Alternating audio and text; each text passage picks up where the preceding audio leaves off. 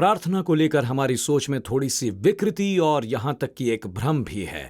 मैं आपको बताऊंगा कि मैं सोचता हूं कि इस श्रृंखला के 6वें संदेश में जाने से पहले हमें क्या समझना है, क्योंकि आपने प्रार्थना की है। गलतफहमी या विकृति ये है, हम यूं सोचते हैं कि मुझे क्या कीमत चुकानी है। जी हां, मुझे इसमें क्या कीमत चुकानी है प्रार्थना करने के लिए, जबकि हमें असल में क्या सोचना चाहिए कि परमेश्वर ने क्या कीमत चुकाई ताकि आप प्रार्थना करें।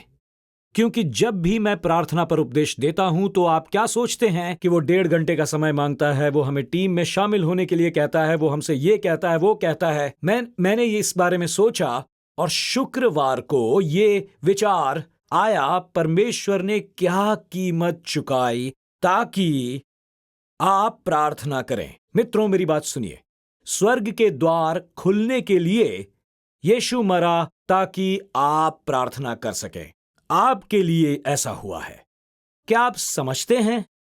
क्रूस पर यीशु की मृत्यु से आपको प्रार्थना करने का अवसर मिला। जरा सुनिए इब्रानियों के अध्याय 10 की व्याख्या को जो मैं पढ़ रहा हूं, जो इसे वास्तविक बना देगा हमारे लिए। लेखक कहता है कि अब हम यीशु के लहू के द्वारा परमेश्वर के कुटुंब में भाई बहन हैं, यीशु मसीह के कुटुंब में, और वो हमारा स्वागत करता है कि हम उस अति पवित्र स्वर्गीय स्थान में हियाव बांधकर बिना झिझक प्रवेश करें। चर्च अब ये है वचन 20, सुनिए। उसने हमारे लिए परमेश्वर के निकट आने के लिए एक जीवनदायक मार्ग तैयार किया है, जैसे कि पर्दा जो पुरानी वाचा है 2 भागी हुआ था, यीशु की देह भी चीर दी गई थी ताकि हम उस तक नई और ताजा रीति से पहुंच सकें। ये सब हुआ केवल इसलिए, हमारे लिए हुआ है ये। हालेलुया। इसे फिर से देखेंगे। यीशु की देह भी चीर दी गई थी ताकि हम उस तक नई और ताजा रीति से पहुंच सकें। मित्रों, ये अद्भुत है। क्या मुझे कीमत देनी थी? कृपया, क्या प्रभु ने कीमत दी ताकि हम प्रार्थना कर सकें? हमें आराधना करनी है, हमें अपने घुटनों पर आना है, हमें उसकी प्रशंसा करनी है और कहना है, धन्यवाद प्रभु कि मैं हियाव बांधकर बिना झिझक के सर्वशक्तिमान परमेश्वर की उपस्थिति में जा सकूं। ये मेरे लिए, जब मैंने ये वचन पढ़ना शुरू किया और मेरे हाथ ऊपर उठ गए और मैंने कहा, धन्यवाद परमेश्वर जो मुझे प्रार्थना करने का अवसर दिया। इस अवसर के लिए बहुत बहुत धन्यवाद। हम प्रार्थना कर सकते हैं क्योंकि वो क्रूस पर मरा। हम उसके बलिदान के कारण प्रार्थना कर सकें। मुद्दा ये नहीं है कि मैंने क्या कीमत दी, पर जो कीमत प्रभु ने दी वो मुझे यीशु मसीह के क्रूस वाली महान आशीष की याद दिलाती है। जिसने उस द्वार को खोला था, मैं उसके बारे में सोचता रहा और वो महान भजन गाने लगा। पता नहीं आपको ये भजन याद है या नहीं, जो क्रूस पर हुआ था। Down at the cross where my Savior died, down where for cleansing from sin I cried, there to my heart was the blood. And then I lifted my hands and said, glory to his. How many know that song? And it goes, glory to his name. Glory to his name. There to my heart was the blood applied. Glory to. How about this one? And it goes like this. Oh, precious fountain that saves from sin. I am so glad I have entered in. There, just see, there Jesus saves me and keeps me clean. Glory, glory to. Oh, you know it now. Come on, glory, sing it now. Glory to his name. Glory to his name. There to my heart was the blood applied. Come to this fountain so rich and sweet. Come on, sing it. Come to this fountain so rich and sweet. Cast thy poor soul at the Savior's feet. Plunge in.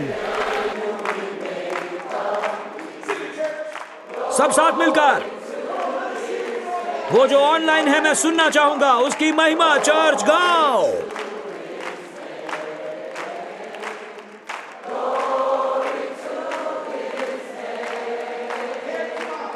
वहां मेरे हृदय पर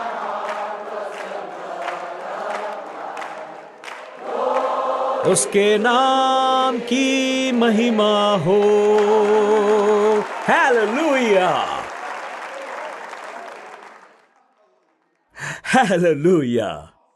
क्रूस प्रार्थना के लिए द्वार खोलता है। मसीह की मृत्यु मेरे लिए मार्ग थी। पुत्र के कारण मैं पिता के पास जा सकता हूं, यह वचन है। कभी कभी मैं पूरा वचन सुनाना भूल जाता हूं, पर आप इस वचन को जानते हैं जो है यीशु ने कहा, मार्ग और सच्चाई और जीवन मैं ही हूं। आगे का आप पूरा करें। वो दो शब्द क्या हैं? बिना मेरे द्वारा कोई पिता के पास नहीं पहुंच सकता। हालेलुया। अब मुझे स्पष्ट होने दो, बिना मेरे द्वारा कोई भी पिता के पास नहीं पहुंच सकता। मित्रों, मैं जानता हूं यह दुनियावी नहीं है, पर यह बाइबल अनुसार है। आप पिता परमेश्वर तक नहीं पहुंच सकते अगर आपको यीशु वहां नहीं पहुंचाता, और यह सच है। ओ, आप में से कुछ को बुरा लग सकता है, पर सुनिए, हम संदेश क्रमांक 6 पर हैं और मुझे जितना कहना है अब तक नहीं कहा वो भी। ये एकमात्र मार्ग है परमेश्वर तक पहुंचने का। ये किसी पादरी, मस्जिद या सिनेगॉग द्वारा नहीं है। ये टाइम्स स्क्वायर चर्च द्वारा भी नहीं है। ये किसी के भी द्वारा नहीं, संभव ही नहीं। आप कहेंगे मेथोडिस्ट, बैप्टिस्ट, आप ये भी नहीं कह सकते कि आप पोर्टरी। आप बस ये कहेंगे, मैं यीशु को जानता हूं और यीशु मुझे परमेश्वर की उपस्थिति में ले जा सकते हैं। हालेलुया।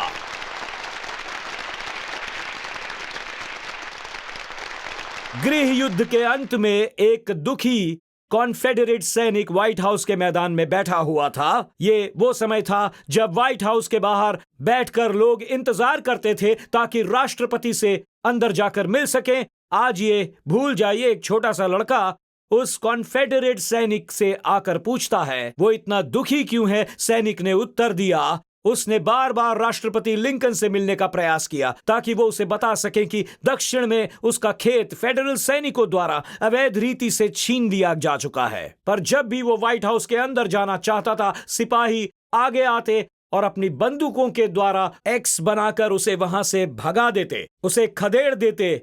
और वो वहां बेंच पर बैठा था, तब बच्चे ने उसे इशारा किया कि उसके पीछे हो ले, और जब वो उसे सुरक्षित प्रवेश द्वार तक पहुंचाते हैं तो यकायक आश्चर्यजनक रीति से सिपाही तान कर खड़े हो गए, उनकी वो बंदूकें, और अपने पास कर लिया उसे। और लड़का आगे बढ़ा, न केवल सैनिकों ने, पर सीधा लाइब्रेरी की ओर चला गया जहां राष्ट्रपति विराम कर रहे थे, और सैनिक को अपने पिता से मिलवाया। वो सैनिक आश्चर्यचकित रह गया, पर समझ नहीं पाया वो बालक टैड लिंकन था, संयुक्त राष्ट्र अमेरिका के राष्ट्रपति का बेटा। वो सैनिक राष्ट्रपति के बेटे के द्वारा वहां तक पहुंच सका था। इसे अन्य शब्दों में कहूं तो उस व्यक्ति के पास पृथ्वी के सबसे शक्तिशाली व्यक्ति से मिलने का कोई भी उपाय नहीं था जब तक उस सर्वशक्तिमान का बेटा उसे वहां तक नहीं लाता। मित्रों, मैं इसे इस प्रकार से कहूंगा, आप स्वर्ग में परमेश्वर से मिलना चाहते हैं, आप वहां तब तक नहीं पहुंच सकते जब तक आप परमेश्वर के पुत्र यीशु का हाथ नहीं थाम लेते, और वो आपको सीधा अंदर ले जा सकता है, आज के आज स्वर्ग तक। मुझे पता है यह संदेश की शुरुआत है, पर मैं पहले से ही उत्साहित हूं, क्योंकि मसीहियत मसीह के बिना काम नहीं करती। यीशु के बिना धर्म काम नहीं करता।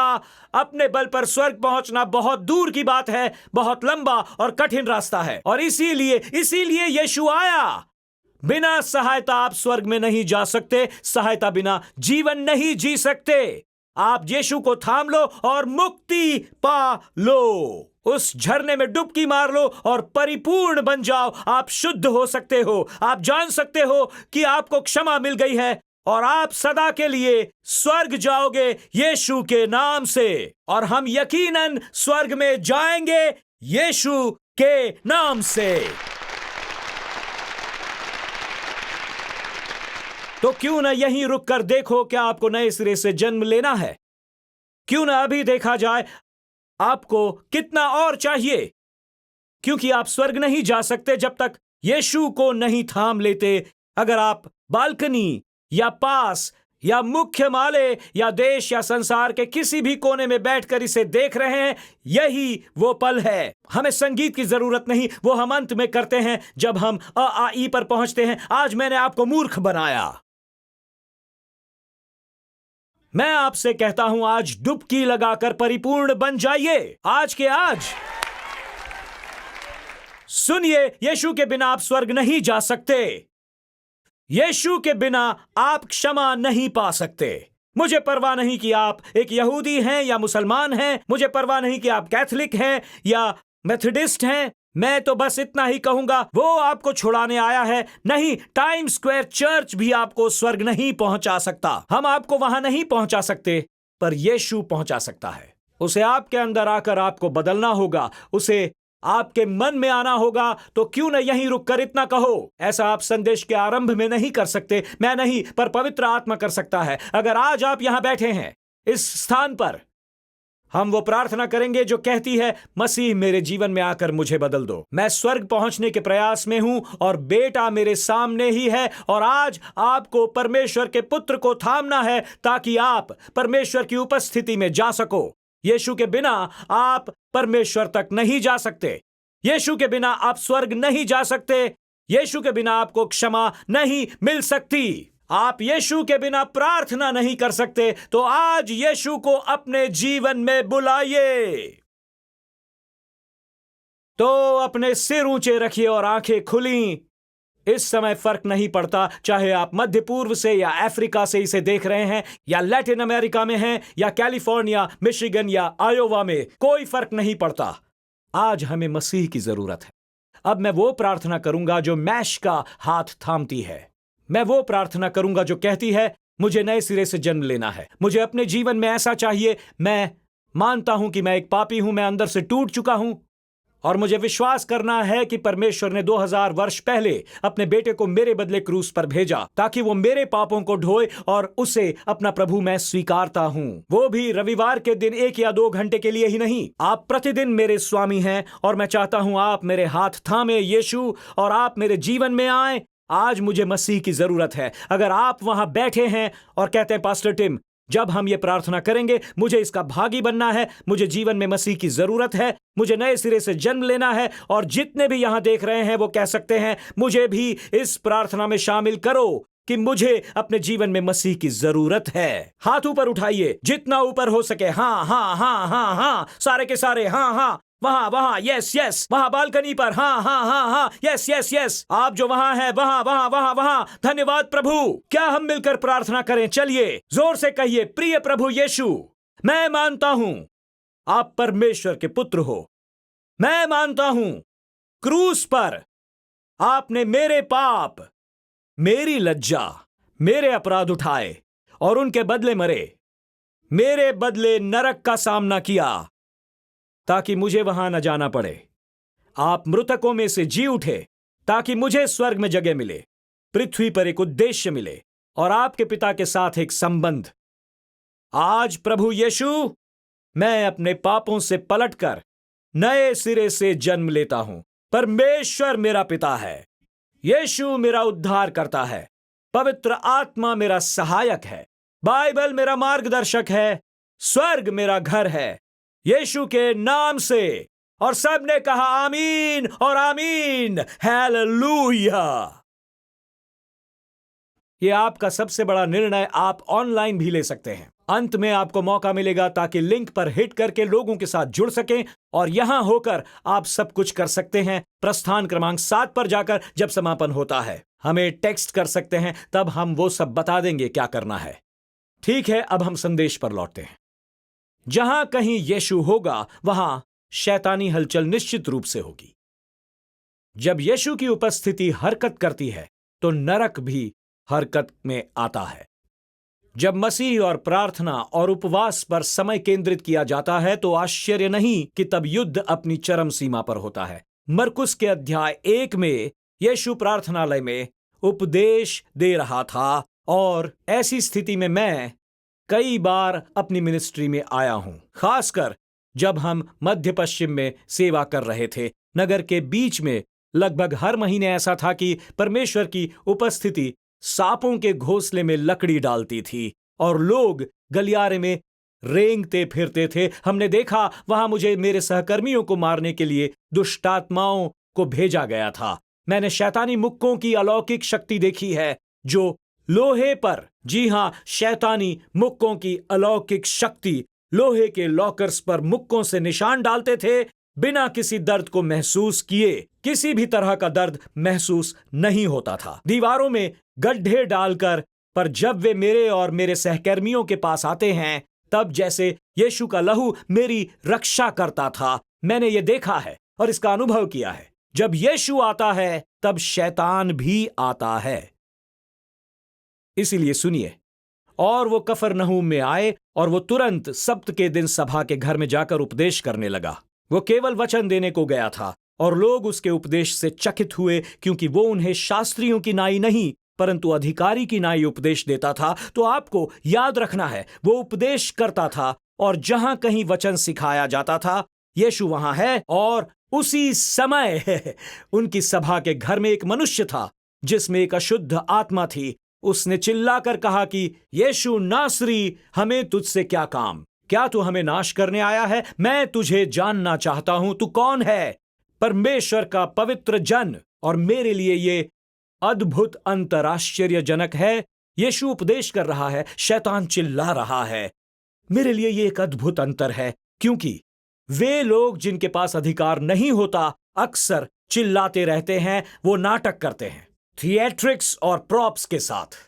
तो जब आप बात करते हैं और लोग चिल्लाकर अपनी सच्चाई बता देते हैं, उनके पास कोई अधिकार नहीं होता, वो केवल नाटक होता है, डराना। ऐसा ही है वो, क्योंकि अधिकार केवल धीमे से बोले तो भी उसमें सामर्थ होती है। इसलिए मुझे उत्पत्ति 1 पसंद है। इतना है, परमेश्वर ने कहा उजियाला हो जाए। परमेश्वर ने चिल्ला कर नहीं कहा, उन्होंने आराम से कहा उजियाला हो, ग्रह हो जाए, पक्षी उत्पन्न हो जाए, यहां पर पशु भी उत्पन्न हो जाए। वो ऐसा करते थे। अधिकार को चिल्लाने की जरूरत नहीं है। अधिकार कहता है मेरा अधिकार मेरे स्वर से नहीं है, ये तो नाटक होता है। तो मरकुस ये करता है और यीशु ने उसे फटकार कर कहा चुप हो जा, और उसमें से निकला।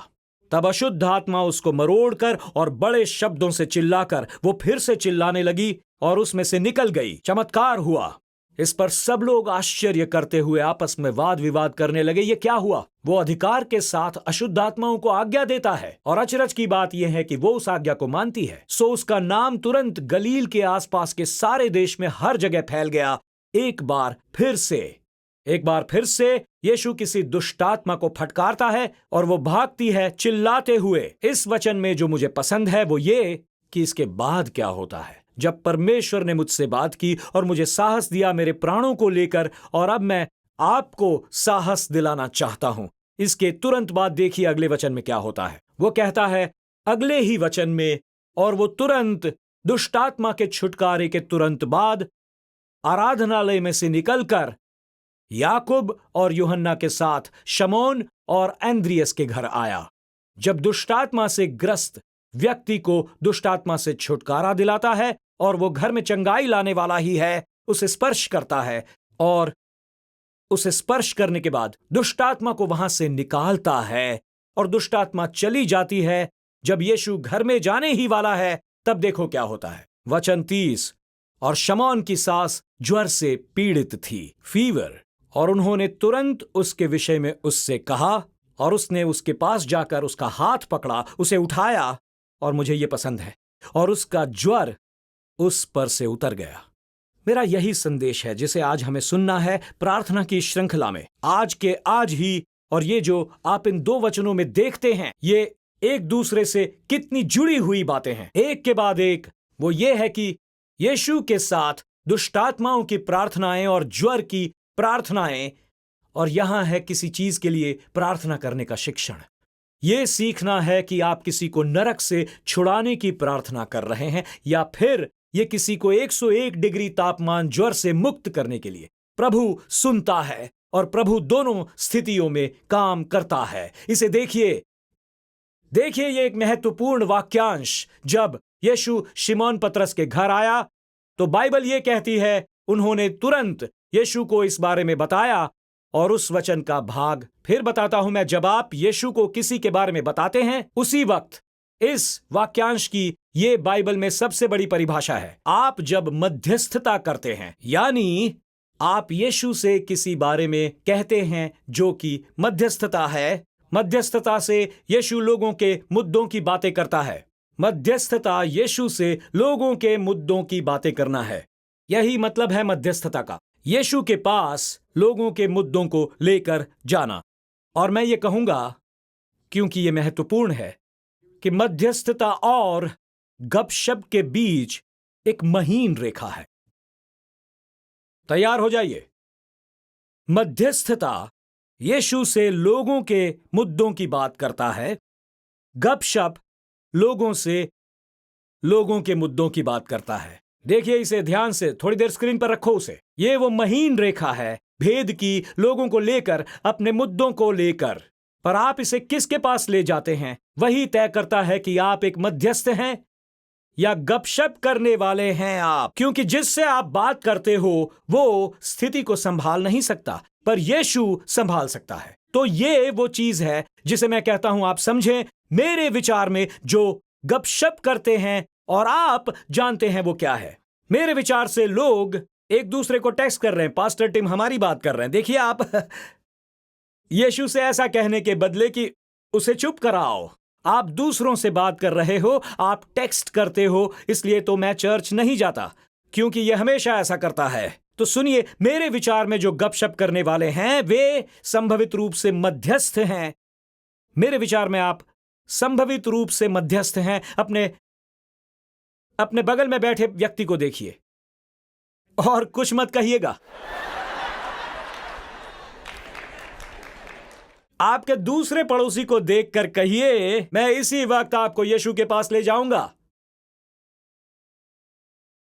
मैं अचंभित हुआ कि जब यीशु ने दुष्टात्माओं को निकाला, हर कोई, बाइबल कहती है, अचंभित हुआ और यह खबर हर जगह फैल गई। मैं इससे भी अचंभित हुआ कि ज्वर जाने पर किसी ने प्रतिक्रिया नहीं दिखाई, सिवाय उसके जिसका ज्वर शरीर से निकल गया। जैसे कि जब दुष्टात्माएं चली गईं, सबने कहा कि यह आश्चर्यजनक है, पर जब ज्वर चला गया, कोई भी लोगों के बीच में खड़े होकर नहीं बोला। उसे 101 डिग्री ताप था जो अब सामान्य हो गया है, चलो तालियां बजाएं। किसी ने ऐसा नहीं कहा। इसका संबंध दुष्टात्मा की गवाही से है। पर मैं बता दूं, दोनों की चमत्कार मायने रखती हैं। चाहे दुष्टात्मा से छुटकारा हो या ज्वर से मुक्ति हो, ये स्वर्ग के चमत्कार हैं। और इसीलिए ये इतने महत्वपूर्ण हैं कि हमें समझना है, यीशु ने एक के बाद एक प्रार्थना के पल दिखाए। ज्वर की प्रार्थना हो या दुष्टों की प्रार्थना, दोनों ही महत्वपूर्ण हैं। और हमें यह समझना है, अगर आप प्रार्थनालय में हुए, यीशु जोरदार फटकार देता है, घर पर वो उसका हाथ थामकर उसे खड़ा करता है। घर के चमत्कार में एक शांति है। कोविड की आत्मा पर चिल्लाने की जरूरत नहीं है, बस उसका हाथ पकड़कर उसे खड़ा करना है। और यकायक जब यीशु ने उसका हाथ थामा, ज्वर चला गया और फिर से सेवा करने लगी वो। लेकिन प्रार्थनालय में जब नरक का सामना हुआ, यह लिखा है, यीशु ने देखा और कहा, बाहर निकल। दुष्टों की प्रार्थनाएं और ज्वर की प्रार्थनाएं, यहां कुछ बहुत विशेष है। रोगियों के लिए प्रार्थना करना केवल कैंसर या दिल के दौरे या जानलेवा रोग के लिए नहीं होता। ऐसा पेट की गड़बड़ या पेट की पीड़ा या कमर दर्द के लिए भी हो सकता है। पता है हम आपको क्या करने के लिए निर्धारित कर रहे हैं? ज्वर की प्रार्थना पूरे भवन में होनी चाहिए। जैसे ही आप किसी को कहता सुने, आज मैं ठीक नहीं हूं, अच्छा तो ज्वर की प्रार्थना आओ। और तब आप उनका हाथ पकड़कर ये कहें, हे परमेश्वर, आप इन्हें सारी दुष्टात्माओं से छुटकारा दिलाओ और उन्हें मुक्त कर दो तुरंत। ये जगह जगह हैं। हमारे साथ ये संकेत होने चाहिए जब भी हम कुछ सुने। जरूरी नहीं कि ये कोई भव्य निवेदन हो, ये एक साधारण निवेदन हो सकता है जिसे आप देखकर यहां आओ और कहो, मैं परेशान हूं क्योंकि हाफ मैराथन है और हम यहां पहुंच नहीं पा रहे। नहीं, ये दुष्टों की प्रार्थना होगी। तो अब मैं इसे आप में से निकालने के लिए प्रार्थना करूंगा। ये जो क्रोध की दुष्ट आत्मा है जो आप पर इस समय सवार है, इन चमत्कारों का निकट होना दोनों ही चमत्कार हैं, और ऐसी ही अपेक्षा आप यीशु से रख सकते हैं कि वो सासू मां को समय देगा। और जो व्यक्ति प्रार्थनालय में था उसे भी उसने ये नहीं कहा मैं केवल दुष्ट आत्माओं से निपटता हूं, या ये नहीं कहा मैं बस प्रार्थना निवेदन सुनता हूं और सुनाता हूं, छोटों के लिए कोई दवाई ले लो। उसने ये नहीं कहा। उसने कहा कोई समस्या नहीं, बहुत छोटी हो या बहुत बड़ी हो, प्रभु के लिए कोई समस्या नहीं है। यही तो चुनौती है हम सब के लिए। मैं थोड़ी देर के लिए रुकता हूं। मैंने इस सप्ताह कुछ पढ़ा जो मेरे लिए बहुत गहरा था। इसे लिखा है C.S. लुइस नाम के एक लेखक ने, और मुझे लगने लगा कि ये कितना महत्वपूर्ण है। मैं इतना कहूंगा कि मैं इसे आपके लिए पढ़ूंगा कि उन्होंने क्या कहा, क्योंकि मेरा विश्वास है कि प्रार्थना रहित चर्च अपने किए कामों के प्रेम में पड़ गया है, ना कि उसके लिए जिसके लिए वो काम करता है। मैं ये फिर से कहूंगा, उसके बाद मैं चाहूंगा आप C.S. लुइस के चुनौती भरे शब्द सुने। प्रार्थना रहित चर्च अपने किए कामों के प्रेम में पड़ गया है। हम संगीत में हैं, हम संगीत सम्मेलन करते हैं, हम अपना प्रसारण करते हैं, हम ये करते हैं, वो करते हैं। मित्रों, हम अपने काम के प्रेम में न पड़ जाएं।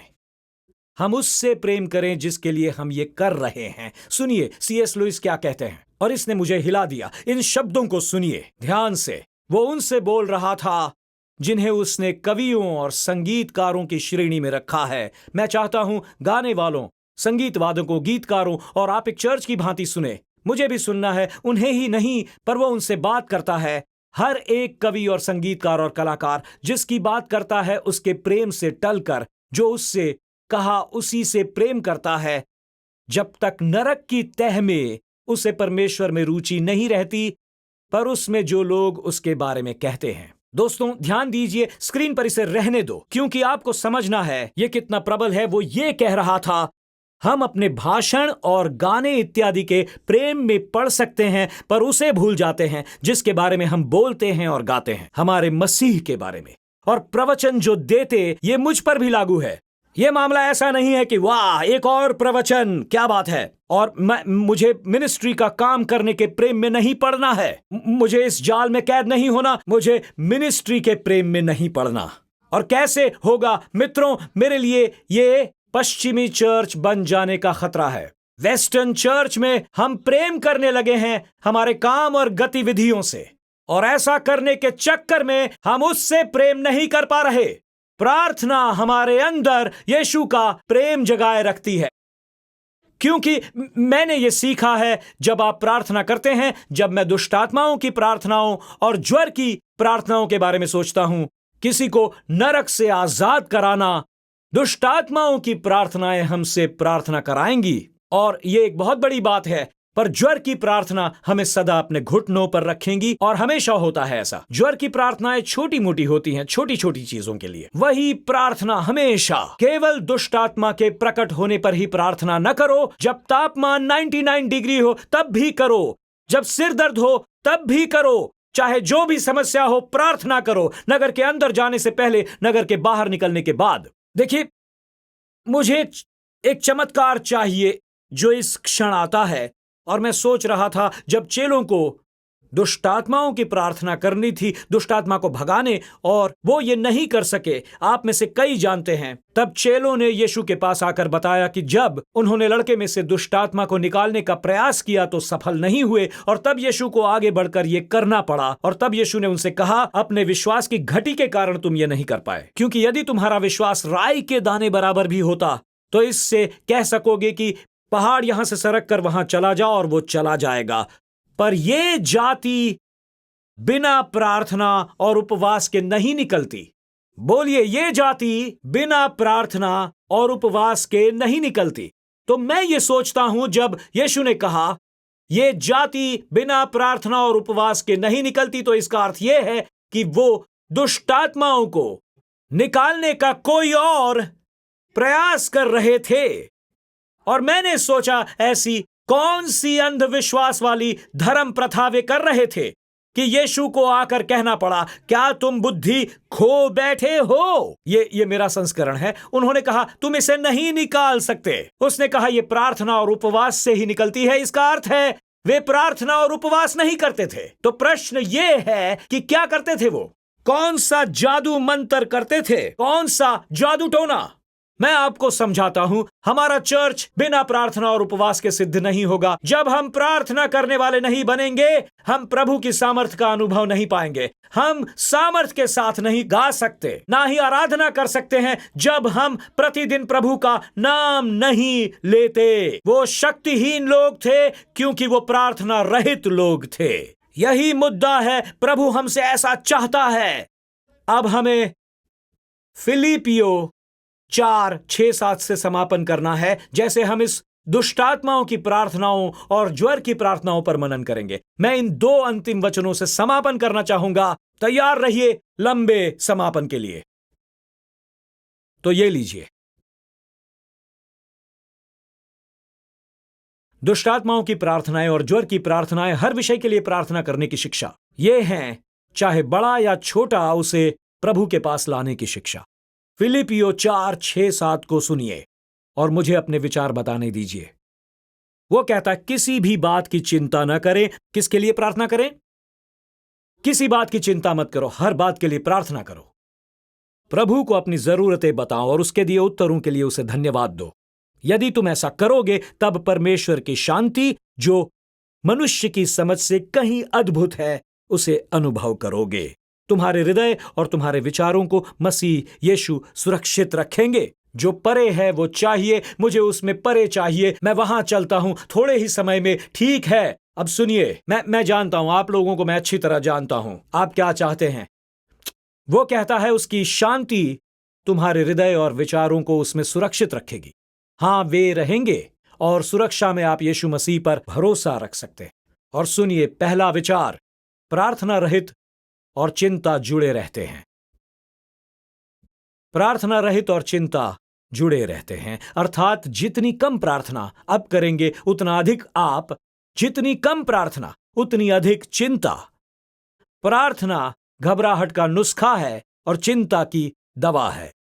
सुनिए ध्यान से, यदि आपकी चिंता का स्तर ऊपर है तो प्रार्थना के नाप की जांच करें। यदि आपकी चिंता का स्तर ऊपर है, प्रार्थना नापें। अचरज की बात थी, जब हम एक सेल्वाडोर सम्मेलन में जा रहे थे अपने चाइल्ड क्राई के पार्टनर्स से मिलने। जब हम विमान में बैठे थे, मैंने अपना आईपैड और अपने किंडल पर पढ़ रहा था। मैं आईपैड में किंडल पर पढ़ते हुए, आप मार्कर इस्तेमाल नहीं कर सकते, आप किंडल पर अपनी उंगलियों से रेखांकन करते हैं। क्या यह जानना आश्चर्यजनक नहीं है कि जिस समाज में हम हैं, कि जैसे हम किसी चीज को रेखांकित करते हैं जो किताबों में देखते हैं और बाइबल में भी, तब आप एक जिसे रेखांकित करेंगे तो उसके नीचे एक हल्की बिंदीदार रेखा दिखेगी। इसका अर्थ यह है कि आपसे पहले किसी ने ऐसा किया है।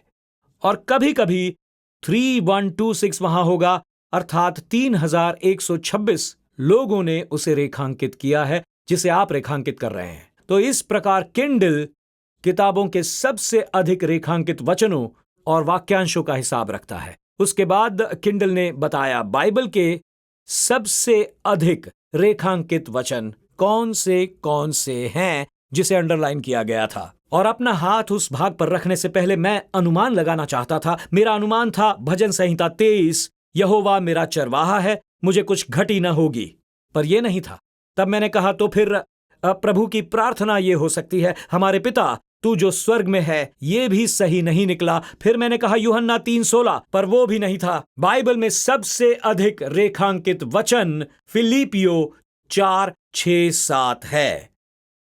किसी भी चीज की चिंता मत कीजिए, बल्कि अपनी हर जरूरत के लिए प्रार्थना कीजिए और उसके उत्तर के बदले उसे धन्यवाद कहना कभी ना भूलें। अगर तुम ऐसा करोगे, तुम्हें प्रभु की शांति मिलेगी, और उससे भी अद्भुत है, जो मनुष्य की समझ से परे है। उसकी शांति आपके विचारों और आपके हृदय को सुरक्षित रखेगी जब आप यीशु मसीह की बात जोते रहते हैं, उस पर भरोसा रखकर। जैसा कि मेरे दोस्त मार्क बैटरसन कहते हैं, सोच लो, चिंता प्रार्थना करने का अलार्म है। जब भी वो बजे, आप तुरंत प्रार्थना करने लग जाएं। जब भी चिंता होती है, ये सबसे अधिक रेखांकित वचन क्यों है? सोचिए जरा। क्योंकि लोग बिना प्रार्थना के चिंता को टालना चाहते हैं। यह असंभव है कि आप चिंता और घबराहट से यूं ही लड़ सकते हैं। हमें अपने आप को घुटनों पर प्रार्थना की मुद्रा में रखना है, चाहे ये दुष्ट आत्मा के लिए हो या छुटकारे के लिए, जो ज्वर का छुटकारा कहलाता है। दोनों ही सूरत में हम विश्वास कर रहे हैं परमेश्वर पर, उनका चमत्कार हम पर बरसाने के लिए। किसी ने एक बार ऐसा कहा है, अगर चिंता का कारण बड़ा है तो प्रार्थना करने का कारण भी। एक साधारण सी बात, वैसा ही जैसा मार्टिन लूथर किंग ने कहा था। उसने कहा, प्रार्थना करो और चिंता प्रभु को करने दो, प्रभु को वो चीज ढोने दो। मैं इतना ही कहूंगा, प्रभु किसी भी चीज की चिंता नहीं करता, वो परमेश्वर है। नंबर 2, सब कुछ का अर्थ है सब कुछ। पौलुस कहता है, हर चीज के लिए प्रार्थना करो, हर चीज के लिए। अगर आपके घर में शैतान है, प्रार्थना करो। अगर आपके घर में किसी को ज्वर है, प्रार्थना करो। प्रभु दोनों का उत्तर देगा। अगर आपका विवाह गड़बड़ में है, प्रार्थना करो। अगर आपको लगता है कि इस महीने मेरी आमदनी कम हुई है, खाना पीना भी मुश्किल होने वाला है, प्रार्थना करो। इस चीज के लिए प्रार्थना करो। किसी ने एक बार कहा, मैं प्रभु को छोटी चीजों के लिए परेशान नहीं करता, और वो भूल गए प्रभु के लिए सब कुछ छोटा है। मैं छोटी छोटी चीजों के लिए उन्हें परेशान नहीं करता। मेरा एक मित्र है जो मेजर लीग बेसबॉल स्काउट में है। मैं एक बार उसके साथ गया था। उसने कहा, एक बार मेरे साथ खेल देखने आओ। उसने मुझे प्रेस बॉक्स में बिठाया दूसरी टीमों के स्काउट के साथ, और मेरे सामने ऐसे लोग बैठे थे जिनके हाथ में MLB ऐप था। अगर आप मेजर लीग बेसबॉल ऐप के बारे में जानते हैं तो अपने ऐप को किसी भी खेल देखने को आप ऑन कर सकते हैं। वहां वो आपको पिच काउंट के बारे में ही नहीं, बल्कि बल्लेबाज के बॉक्स में कौन सी पिच है बता देंगे, कि पिच कितनी तेज है और किस प्रकार की पिच है। मैंने ऐसा करते आगे बैठे व्यक्ति को देखा। मैंने ये पहले देखा है जब यांकीज खेल रहे थे। वैसे ये देखना आसान नहीं है, पर मैं पिच दर पिच देखने लगा और एक व्यक्ति को 97 मील प्रति घंटे से गेंद फेंकते हुए देखने लगा। मैंने सोचा ये व्यक्ति बिना किसी मतलब ये कर रहा है, पर यांकी के लिए कुछ भी बेमतलब नहीं है। ओके, अब जरा एक बार सुनिए। वो ये बेमतलब पिचों को ले रहा था और वो ये कर रहा था कि उन्हें एक सूची में जमा कर रहा था, उसकी दिशा, उसकी गति जैसी ही वो पिच थी। और मैं वहां बैठकर देखकर सोचता रह गया कि यदि जो हो रहा है वो सब हमें बताने के लिए उस व्यक्ति को पता है, तो मुझे विश्वास करना है कि स्वर्ग में एक परमेश्वर है जो हमारे जीवन की एक एक बात की जानकारी रखता है। मुझे ज्वर की चिंता है, मुझे घर के खर्चे की चिंता है, मुझे चिंता है आपके बच्चे के साथ क्या हो रहा है, मुझे चिंता है आपके बॉस के साथ क्या समस्या है, मुझे आपको लेकर होने वाली हर बात की चिंता है। मित्रों, मैं बता रहा हूं, परमेश्वर MLB से बढ़कर है, और हर वो चीज जो वो देख सकता है, परमेश्वर के लिए हर चीज दिखाई देती है, और इसीलिए हर चीज के लिए प्रार्थना कीजिए। नंबर 3, जैसे ही आप ज्वर के लिए प्रार्थना करेंगे, मैं आपको बता दूं, आप में दुष्टात्माओं से लड़ने का विश्वास बढ़ जाएगा। मैं बता रहा हूं, परमेश्वर नहीं कहेगा आपका नए सिरे से जन्म कब हुआ। अगर आज आप ये प्रार्थना करेंगे, परमेश्वर ऐसा नहीं कहेगा, तुमसे मिलकर अच्छा लगा, स्वर्ग में मिलेंगे।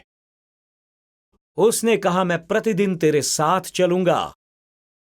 वो यहां आपके साथ है, वो आपके साथ है, आपके हाथ को थामकर।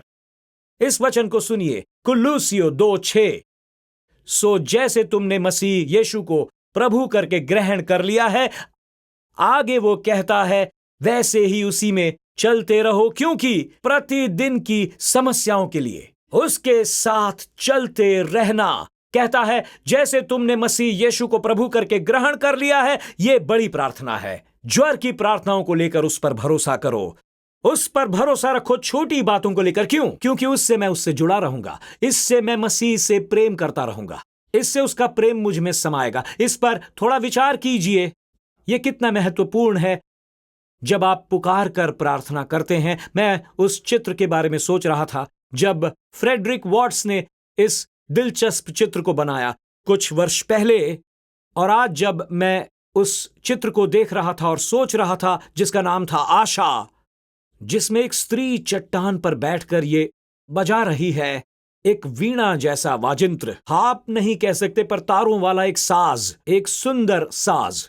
और आप ये कह नहीं सकते कि वो किसी महासागर में है या रेगिस्तान के बीच में है, पर आप इतना कह सकते हैं कि वो वहां बैठी है और बस एक ही तार बचा है और नीचे इतना ही लिखा है जिसे आप ध्यान से पढ़ते हैं, वो है आशा। मैंने उसे देखा और कह पड़ा, हे प्रभु सुनिए, मैं एक तार वाला ही सही, पर मैं इतना कहूंगा, वो एक तार की प्रार्थना है। मैं हमेशा पुकारूंगा, सुनो, जब तुम्हारे पास कोई भी तार नहीं बचता, वे नहीं जानते मुझे किसे जानने की जरूरत है। मैं यहां संकट में हूं, मेरे पास एक ही तार बचा है। और वो कहते हैं प्रभु से प्रार्थना करना, चमत्कार मांगना और प्रभु से प्रकट होने को कहना। तो अगर मैं अपने घर में दुष्ट आत्मा का सामना करता हूं, या चर्च में, या मेरे घर में, या मेरे चर्च में ज्वर है, या सुनिए, मेरे पास भले ही एक ही तार वाला साज है या विशाल साज है कई तारों वाला, क्योंकि ये मैं नहीं जो प्रार्थना करता हूं, पर मेरा प्रभु जो मेरी सुनता है। प्रार्थना की सामर्थ प्रार्थना करने वाले में नहीं, पर उसमें है जो इसे सुनता है। और इसीलिए मैं आपसे कहता हूं, मैं एक तार वाला हूं। मैं कहूंगा, आप लोगों के जीवन में ज्वर हो तो उसे बदला जा सकता है और उन्हें दुष्ट आत्माओं से मुक्ति मिलती है, और ऐसा हुआ है। और बैंड के आने से पहले ये मेरा अंतिम विचार। नंबर 4, प्रार्थना एक व्याकुल मन को भी शांति दिला सकती है, हालांकि तब तक उत्तर आया भी नहीं है। चलिए, पुराने विचार वाले व्यक्तियों तैयार हो जाओ, क्योंकि अब मैं किंग जेम्स का अनुवाद पढ़ूंगा। तब परमेश्वर की शांति, जो मुझे पता है आप ये शब्द सुनना चाहते हैं, समझ से बिल्कुल परे है, तुम्हारे हृदय और तुम्हारे विचारों को मसीह यीशु में सुरक्षित रखेगी। तब परमेश्वर की शांति और परमेश्वर की शांति नहीं उस वचन पर लौटते हैं। तब परमेश्वर की शांति, जो हमारी एक कल्पना से परे है, तुम्हारे हृदय और तुम्हारे विचारों को मसीह यीशु में सुरक्षित रखेगी। एक और अनुवाद है जो इस प्रकार से कहता है, तब परमेश्वर की शांति, जो हमारी हर एक कल्पना से परे है, तुम्हारे विचारों को सुरक्षित रखेगी। बजाओ।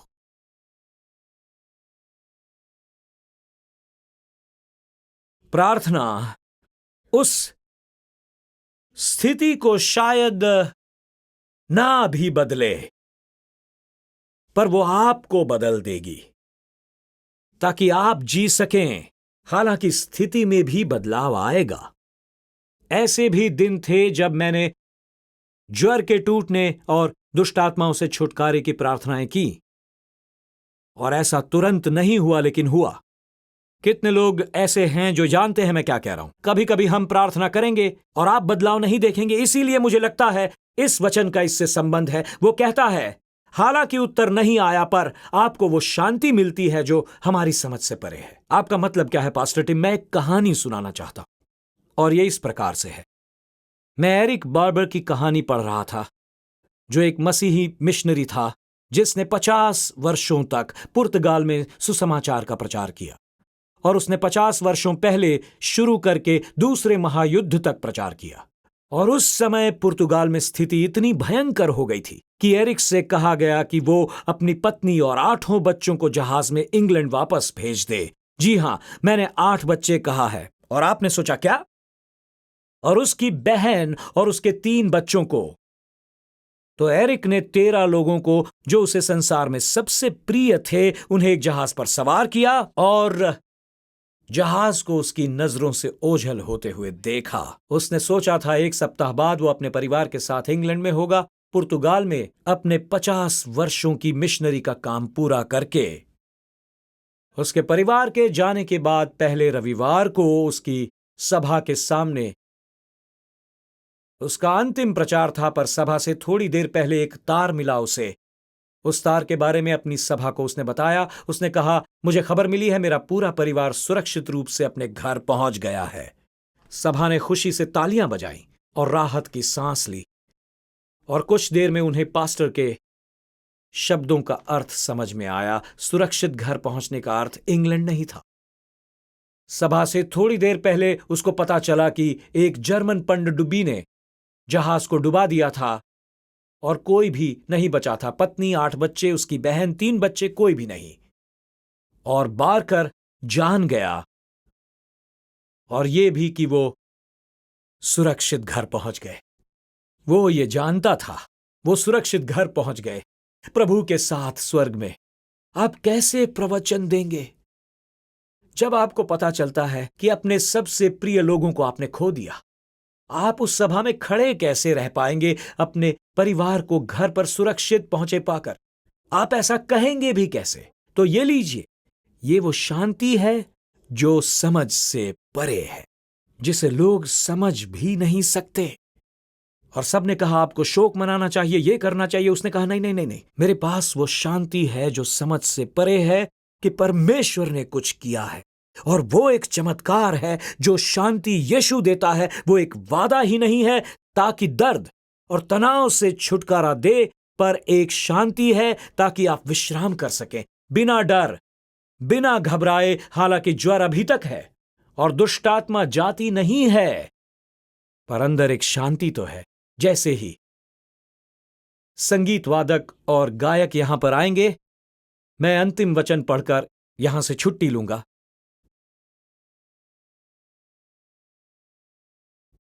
ये अजीब है, मेरे साथ कहते रहो और मैं इसे पढ़ूंगा। भजन संहिता की पुस्तक में एक अजीब और गहरी कहावत है। इसे यहां एक बार बोला गया है। यह एक दोष है जो प्रभु अपनी प्रजा पर लगाता है, एक ही बार, जो इस प्रकार से है, एक ही बार। तुमने ईश्वर को खेदित किया है, तुमने ईश्वर को खेदित किया है। यह एक ही बार बोला गया है, तुमने मुझे खेदित किया है।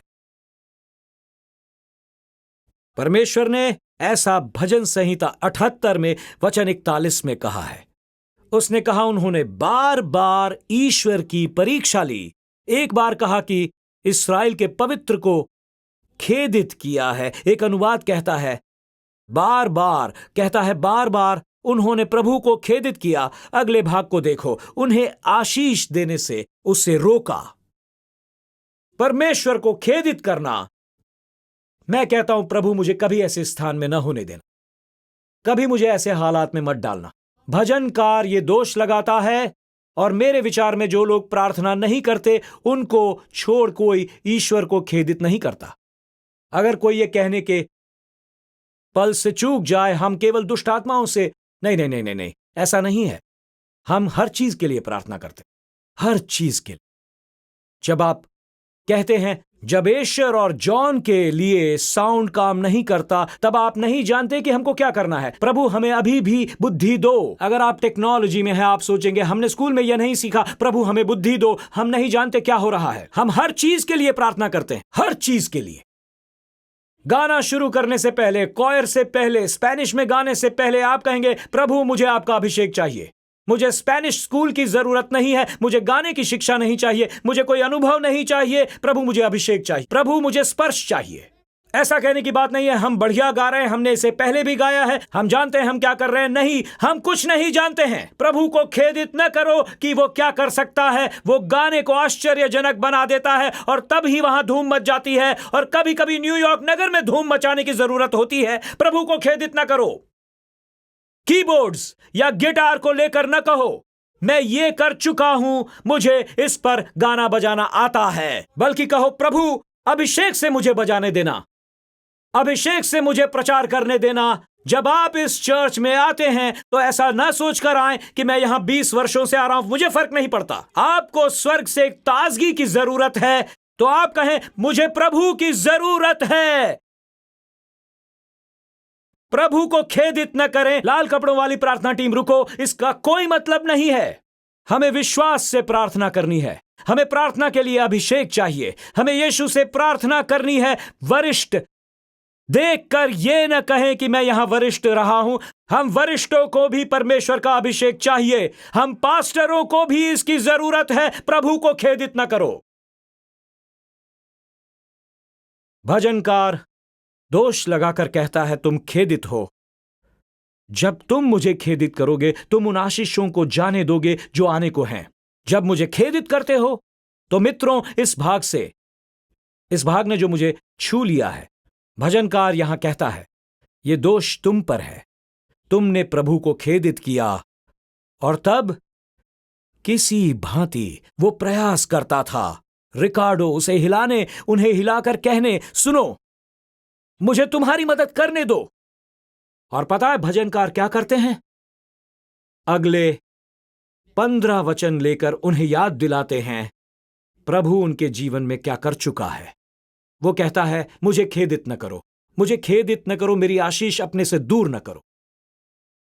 जैसे कि वो उनके लिए नहीं थी, उन खाली स्थानों में जो वो कहता है हमें ये मिल गया, और तब ही वो उन्हें हिला देता है। और सुनिए इसे, ये अगला वचन उन्हें याद न रहा। ये अगला वचन सुनिए जरा। उन्होंने न तो उसका भुजबल स्मरण किया, न वो दिन जब द्रोही के वश से उसे छुड़ाया था, कि उसने क्यों कर अपने चिन्ह मिस्र में और अपने चमत्कार सोअन के मैदान में किए थे। नहरों को लहू बना डाला और वे अपनी नदियों का जल पी न सके। उसने उनके बीच में डांस भेजे जिन्होंने उन्हें काट खाया, और मेंढक भी भेजे जिन्होंने फसल बिगाड़ दी और वहां महामारियां आईं। उसने कीड़े भेजे, उनकी खेती बाड़ी टिड्डियां खा गईं, और ओले से सब कुछ तबाह हो गया। और यह कहना बड़ा आसान था। प्रभु कहता है, मैं तुम्हें याद दिला दूं, उसने उनके पशुओं को ओलों से और उनके ढोरों को बिजलियों से मिटा दिया। ये वही आग और वो ओले जो बरस रहे थे। और उसने उनके ऊपर अपना प्रचंड क्रोध और रोष भड़काया और उन्हें संकट में डाला, और दुखदाई दूतों का दल भेजा, और उसने क्रोध का मार्ग खोला और उनके प्राणों को मृत्यु से न बचाया, परंतु उनको मरी के वश में कर दिया। उसने मिस्र के सबसे पहलोठों को मारा, जो हाम के डेरों में पौरुष के पहले फल थे, परंतु अपनी प्रजा को भेड़ बकरियों की नाई प्रस्थान कराया, और जंगल में उनकी अगुवाई पशुओं के झुंड की सी की। तब वे उसके चलने से बेखटके चले, मैं उन्हें सुरक्षित ले चला, परंतु उनके शत्रु समुद्र में डूब गए और उन्हें इस पवित्र सीमा से निकाल लाया। और उसने उनको अपने पवित्र देश के सिवाने तक, इसी पहाड़ी देश में पहुंचाया जो उसने अपने दाहिने हाथ से प्राप्त किया था, और उनके सामने से अन्य जातियों को भगा दिया, और उनकी भूमि को डोरी से माप माप कर बांट दिया, और इस्राएल के गोत्रों को उनके डेरों में बसाया। मैं हमेशा ये कहता रहता हूँ, आपके ये 15 वचन क्या कहेंगे, मेरे 15 वचन क्या कहेंगे। मैं कहता रहता हूँ, मैंने तुझे छुड़ाया, मैंने तुझे मुक्ति दी, मैंने तुझे नौकरी दी, मैंने तुझे बच्चा दिया, मैंने तेरे मन को छुआ और द्वार खोला। मैंने ये सब किया। परमेश्वर हमें क्या याद दिलाएगा जो उसने हमारे जीवन में किया है? उसने महान काम किए हैं, इसलिए परमेश्वर को खेदित न कर, बल्कि प्रार्थना कर। उसे खेदित न कर, खेदित करना बंद कर। प्रार्थना, प्रार्थना, प्रार्थना।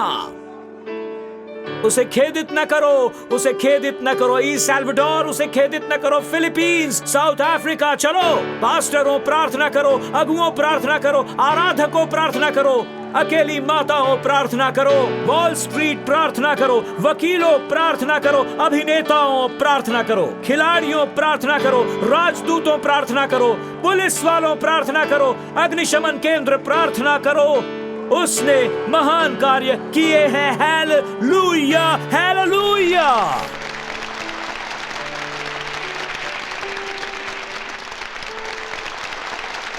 Hallelujah, hallelujah.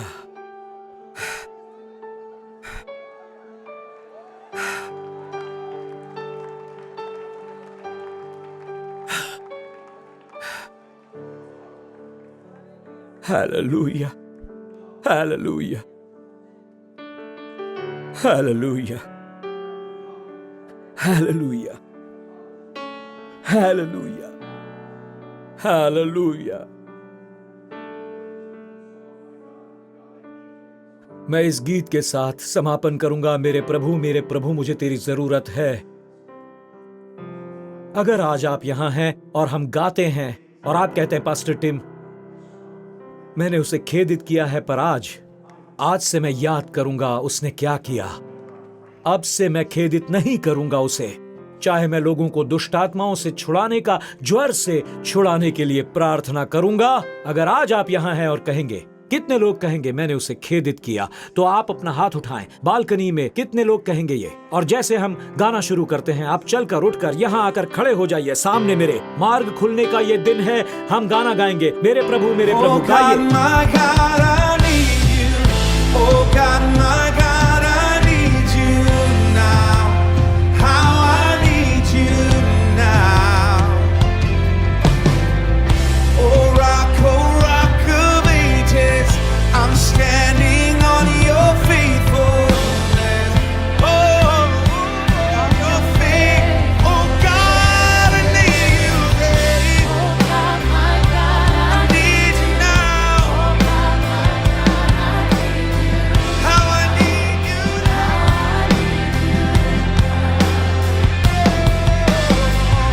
Oh rock of ages, I'm standing on your faithfulness. On your faith, oh God, I need you. Say, oh God, my God, I need you now. How I need you now. Oh rock of ages, I'm standing on your faithfulness. On your faith. मैं उनसे कहता हूं जो इस वेदी के पास हैं, मुझे आपके साथ रहना है। मुझे अब से उसे खेदित नहीं करना। मुझे अब से उसे खेदित नहीं करना। तो चाहे ये दुष्ट आत्मा के लिए प्रार्थना हो या ज्वर के लिए, मैं अपने घुटनों पर आऊंगा और हर बार एक ही प्रार्थना करूंगा। यही तो हम चाहते हैं, यही हम कर रहे हैं। हमें इसी की जरूरत है। हमें कोई ऐसा चाहिए जो हिलाकर हमें कहे, क्या तुम्हें याद है उसने क्या किया हमारे लिए? याद है तुम्हें? यहां कितने हैं जो कहेंगे उसने मेरे लिए बहुत कुछ किया है, उसने मेरे लिए बहुत कुछ किया है? तो क्या हम अगले 30 सेकंड के लिए ऐसा कर सकते हैं? हम अपने हाथ नहीं उठाएंगे, पर हम अपने मुंह खोलेंगे और उसे धन्यवाद कहेंगे। और प्रभु को धन्यवाद देने से पहले आप धन्यवाद कहेंगे, आपने मुझे नौकरी दी प्रभु, धन्यवाद कि हमने आज रोटी खाई। चलिए अपना मुंह खोलिए, अपने हाथ उठाइए और धन्यवाद कहिए। ऐसा ना हो प्रभु आपको 15 वचन सुनाए, उन्हें आप सुनाइए। गाना गाते रहिए, संगीत वादक को बजाते रहो, उसे धन्यवाद धन्यवाद कहिए। उसने जो भी किया है उसके लिए धन्यवाद। घर के लिए धन्यवाद, खाने के लिए धन्यवाद।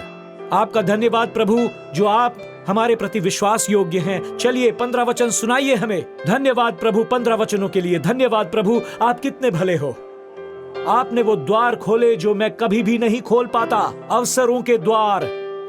चाहे आप ब्रॉडवे में हो या खेल जगत में, चाहे आप अपार्टमेंट की चाह रखते हो या लॉटरी की। धन्यवाद, मुझे सस्ते में लॉटरी में मकान मिला जो मेरी पहुंच से बाहर था। धन्यवाद प्रभु विश्वास योग्यता के लिए, आपकी विश्वास योग्यता के लिए धन्यवाद। आप हमारे प्रति विश्वास योग्य हो। इस समय मैं आपसे कहूंगा कि मैं सदा याद रखूंगा जो जो आपने मेरे लिए किया। मुझे आपको खेदित नहीं करना है। चलिए सुनिए और कहिए, जो जो देश भर से देख रहे हैं, विदेश से देख रहे हैं, सप्ताह भर से सुन रहे हैं, पास्टर्स, म्यूजिशियंस, आराधक, मुंह खोलिए, अपने 15 वचन उसे सुनाइए। 15 वचन सुनाइए और कहिए, मैं तुम्हें खेदित नहीं करूंगा। चलो NYPD, उसे धन्यवाद कहो कि आप जीवित हो। उसका धन्यवाद कहो कि आप सुरक्षित हो। अग्निशमन कर्मियों, उसने आपकी रक्षा की है, आपके परिवारों की रक्षा की है। धन्यवाद प्रभु। डॉक्टर्स, धन्यवाद कहिए। धन्यवाद धन्यवाद धन्यवाद कि मुझे अवसर मिला स्कूल जाने के लिए। उन छात्रों के लिए धन्यवाद जो विश्वविद्यालय पहुंच गए हैं, अभी भी धन्यवाद कहते रहिए। और 15 वचन, चलिए अपना मुंह खोलिए और कहिए धन्यवाद। देश भर में से धन्यवाद का सैलाब। धन्यवाद कैलिफोर्निया, धन्यवाद कहो। टेक्सास, धन्यवाद कहो। फ्लोरिडा, धन्यवाद कहो। हाथ उठाकर सब चलो कहो। कनेक्टिकट, न्यू जर्सी, चलो न्यू जर्सी के कैंपसेस, प्रशंसा करो उसकी, स्तुति करो। पेंसिल्वेनिया, प्रशंसा करो। प्यूर्टो रिको, गुआम और नावाहो नेशन, उसकी प्रशंसा करो। निकरागुआ, प्रशंसा करो। साउथ अफ्रीका, उसकी प्रशंसा करो। बोत्सवाना, धन्यवाद। हम आपको खेदित नहीं करेंगे, कभी भी नहीं करेंगे। हम ये वादा करते हैं। आपका नाम धन्य है, आपका नाम धन्य है, धन्य है। इससे पहले कि हम इसे एक बार और कोरस में रिकार्डो और टीम के साथ गाएं, आइए वचनबद्ध हो जाएं। कि हम इस चर्च के प्रेम में नहीं पड़ेंगे। हम वचनबद्ध हो जाएं कि गायक मंडली और संगीत के प्रेम में नहीं पड़ेंगे। हम वचनबद्ध हो जाएं कि 212 और TSC किड्स के प्रेम में नहीं पड़ेंगे और उसी से प्रेम करते रहेंगे जिसके लिए ये सब हम कर रहे हैं, क्योंकि वो सब कुछ हमारे लिए कर रहा है, क्योंकि वही ये सब करता है। और अगुओं जो सूचित नहीं करते, और जब आप जंतर मंतर जैसी चीजें करते हैं, कुछ हैं जो ऐसा करते थे और ऐसा चेलों ने भी किया, तब यीशु को कहना पड़ा। याद है वो क्या कर रहे थे? जैसे वो क्या कह रहे थे? जैसे कुछ हाथों से करके, जैसे ऐसा करो, जैसे तुम क्या कर रहे हो? तुम्हारा ये बेटा है जिसे छुटकारे की जरूरत है और तुम ऐसा क्यों कर रहे हो? तुम प्रार्थना क्यों नहीं कर रहे? जब आप प्रार्थना और उपवास नहीं करते, आप उलट पुलट कर देते हो। जब आप प्रार्थना और उपवास नहीं करते, आप वो बकवास करने लगते हो जो वेस्टर्न चर्च में हो रहे हैं, कोरी बकवास। यहां देखो, ये बकवास है। पता नहीं हमें ऐसा कहना भी चाहिए या नहीं। ये बकवास है, ये बकवास है, याद रखना। तो ये रहा, आइए इसे करते हैं, ऑनलाइन चलने दीजिए। जब आप प्रार्थना नहीं करते, आप नाटक करते हो। जब आप प्रार्थना नहीं करते, आपको थिएटर चाहिए। ब्रॉडवे में थिएटर है क्योंकि वहां पवित्र आत्मा नहीं है। तो ठीक है, मुझे इसकी अपेक्षा है। मुझे लायन किंग की जरूरत नहीं, यीशु के पुनरुत्थान के लिए। और यही हमारे लिए बहुत है, हमारे लिए ये बहुत है। ओ, मैं इसे भेजने वाला हूं, जिसके पास भेजना है भेज दो। हम बस प्रार्थना करेंगे और आगे का प्रभु को करने दो। समापन करते हुए हम गाएंगे,